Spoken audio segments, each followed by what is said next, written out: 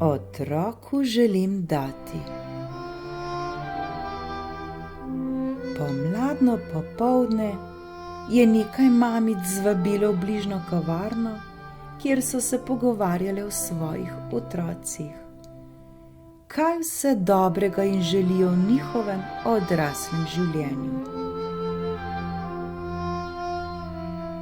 Prva mama je rekla: svojemu otroku želim dati veliko denarja, da si bo lahko privoščil stvari, ki si jih sama nisem mogla, in seveda finančno neodvisnost.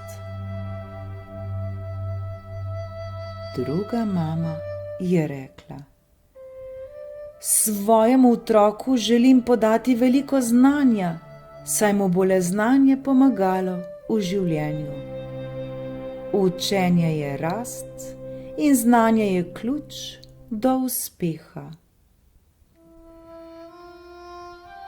Tretja mama je rekla: svojemu otroku bi želela dati najprijaznejše prijatelje tega sveta, s katerimi bi se družil do konca življenja, nikdar mu ne bi bilo dolgčas. Četrta mama je rekla: svojemu otroku bi rada dala moč, da bi znal premagovati vsakdanje težave. Peta mama je rekla: svojemu otroku želim dati sočutje in prijaznost do sebe in ostalih ljudi, ki jih bo srečeval v svojem življenju, saj sočutje in prijaznost povezujeta ljudi med seboj.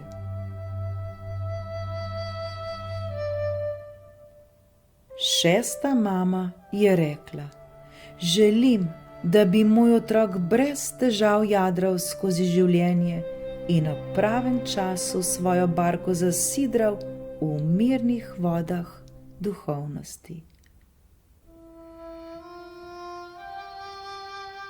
Sedma mama je rekla: svojemu otroku želim dati hvaležnost do vsega, kar je v vesolju ustvarjeno in mu je na razpolago dan za dnem, kajti hvaležnost je vibracija vseh dobrih stvari v življenju.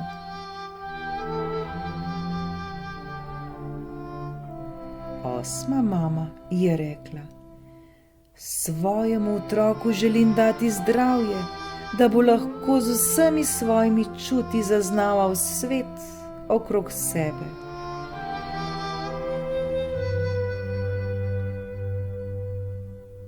Deveta mama je rekla: svojemu otroku želim dati ljubezen. Ljubezen je vse. Je odgovor na vsa vprašanja.